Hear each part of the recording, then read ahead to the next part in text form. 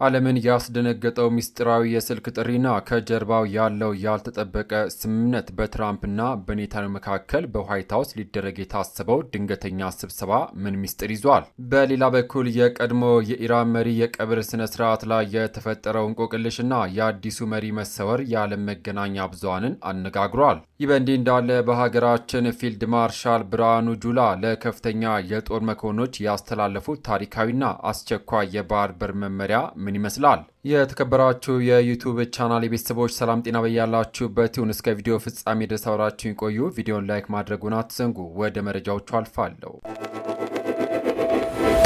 በቅድሚያም በዋይት ሀውስ የሚደረገው ያልተጠበቀ ጥሪና የሰላሙ ጊዜያዊ መራዘም በአሜሪካና በኢራን መካከል ያለው ውጥረት ለጥቂት ቀናት ጋብ እንዲል ተወስኗል። የአሜሪካው ፕሬዝዳንት ዶናልድ ትራምፕ በሰጡት ድንገተኛ መግለጫ የእስራኤሉ ጠቅላይ ሚኒስትር ቤንጃሚን ኔታንያሁ በዋይት ሀውስ አስቸኳይ ስብሰባ እንዲያደርጉ መጠየቃቸውን ይፋ አድርገዋል። ይህ ስብሰባ በሚቀጥለው ሳምንት መጀመሪያ ላይ ሊካሄድ እንደሚችል የተነገረም ሲሆን ትራምፕ በአጭሩ የስልክ ቃለ ምልልስ በጣም ጥሩ እንገናኛለን፣ አለቃው ማን እንደሆነ ያውቃሉ ሲሉ በራስ መተማመን በሞላበት ቃና ተናግሯል። ይህ የሁለቱ መሪዎች ግንኙነት ባለፈው የካቲት ወር በሁኔታ ክፍል ካደረጉትና ኔታንያሁ በኢራን ላይ ስላላቸው የጋራ ስትራቴጂ ካቀረቡበት ወዲህ የመጀመሪያቸው ይሆናል። ይሁን እንጂ ስብሰባው ትራምፕ ለኔቶ ጉባኤ ወደ ቱርኪ በሚያደርጉት ጉዞ ምክንያት በአንድ ሳምንት ሊራዘም እንደሚችል የእስራኤል ባለስልጣናት ፍንጭ ሰጥተዋል። በሌላ በኩል ትራምፕ አሜሪካና ኢራን በይፋዊ ንግግሮቻቸው ላይ የአንድ ሳምንት እረፍት ለመውሰድ መስማማታቸው ተናግሯል። ይህ የሆነበት ምክንያት የቀድሞ የኢራን መሪ የቀብር ስነስርዓት እስኪያልቅ ድረስም ሲሆን በዚህ መሃል ሁለቱም ወገኖች ምንም አይነት የጦርነት እርምጃ እንደማይወስዱ ተረጋግጧል። ትራምፕ ሲናገሩ ሁሉም በአንድ ቦታ ላይ ናቸው፣ ነገር ግን ያንን አናደርግም፣ ምክንያቱም ከዚህ በኋላ የምንደራደርበት ሰው አይኖርም ሲሉም ተደምጠዋል።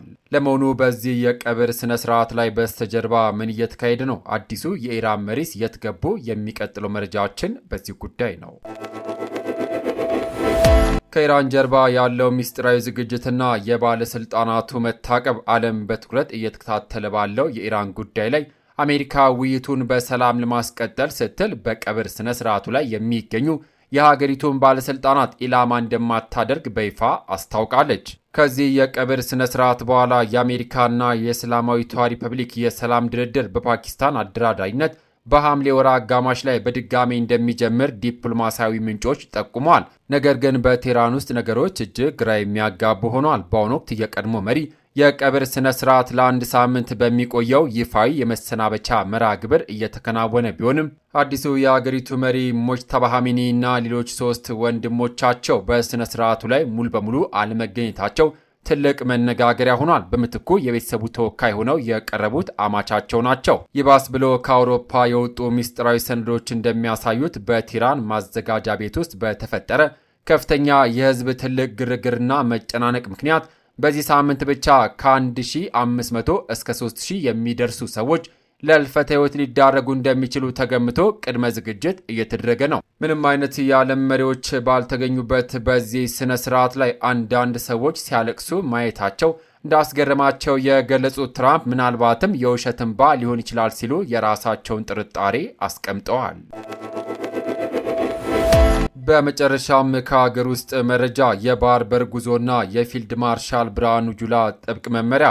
የሀገራችን መከላከያ ሰራዊት አዲስ ታሪካዊ ምዕራፍ ላይ ይገኛል። የጦር ኃይሎች ጠቅላይ ኢታማዦር ሹም ፊልድ ማርሻል ብርሃኑ ጁላ ኢትዮጵያ የባህር በር ለማግኘት በምታደርገው ስልታዊ ጉዞ ላይ ከፍተኛ የጦር መኮንኖች እጅግ ጠንካራና የማይናወዝ ዝግጅት እንዲያደርጉ ጥብቅ መመሪያን አስተላልፈዋል። ይህ መልእክት የተላለፈው የኢትዮጵያ ብሔራዊ መከላከያ ኮሌጅ በስትራቴጂና ደህንነት ጥናት ዘርፍ የላቀ ብቃት ያላቸውን 42 ከፍተኛ የጦር መኮንኖችና ከሲቪል ደህንነት ተቋማት የተውጣጡ መሪዎችን በትናንትናው ዕለት ባስመረቀበት ታላቅ ስነ ስርዓት ላይ ነው። ፊልድ ማርሻል ብርሃኑ ጁላ ለተመራቂዎች ባስተላለፉት ወሳኝ መልእክት ኢትዮጵያ የተፈጥሮ መብቷ የሆነውን የባህር በር ለማግኘት የምታደርገው ጉዞ በርካታ ፈታኝና ውስብስብ መስመሮችን ማለፍ የሚጠይቅ መሆኑን በውል መረዳት ያስፈልጋል ብለዋል። ተማሪዎች ወደ ስራ ሲሰማሩ በትምህርት ቆይታቸው የቀሰሙትን ዕውቀትና ዘመናዊ ክህሎት በተግባር ከሚገጥሟቸው ነባራዊ ሁኔታ ጋር በማዛመድ ለውጡ በግልጽ የሚታይበት የአመራር ስራ ማሳየት እንዳለባቸውም አሳስበዋል። በአሁኑ ወቅትም ሰራዊቱ እጅግ ወሳኝ የሆኑ የዝግጅት ስራዎችን እያከናወነ መሆኑን ጠቅሰው በዚህ ታሪካዊ ሂደት ውስጥ የላቀ አስተዋጽኦ ለማበርከት ሁሉም በከፍተኛ ተነሳሽነትና በቁርጠኝነት መስራት እንዳለበት በአጽንኦት ገልጸዋል። ክቡራትና ክቡራን የዩቲዩብ ቻናል ቤተሰቦች ለሰዓቱ ያስፉላችሁ ሰበር መረጃዎች እነዚህ ነበሩ። ሀገራችን ለምትጀምረው ታሪካዊ የባህር በር ጉዞ መላው ሕዝባችንና ጀግናው መከላከያ ሰራዊታችን በአንድነት መቆማቸው የማይቀሬ ታሪክ መሆኑን ያሳየንበት ዕለት ነው። በትራምፕና በኔታንያሁ መካከል የሚደረገው ድንገተኛ የዋይት ሀውስ ስብሰባ ምን አይነት አዲስ የዓለም ስርዓት ይዞ ይመጣ ይሆን? የኢራንስ ምስጢራዊ ፖለቲካ ትኩሳት ወዴት ያመራል? ሀሳብ አስተያየታችሁን በኮሜንት መስጫው ላይ አስፍሩልን። ከሰዓታት በኋላ በሚሰሙ በአዲስ መረጃ እስከምንገናኝ ሰላም ለሀገራችን፣ ሰላም ለመላው ዓለም ይሁን። በያለንበት የዓለም ዳርቻ ቸር እንቆይ።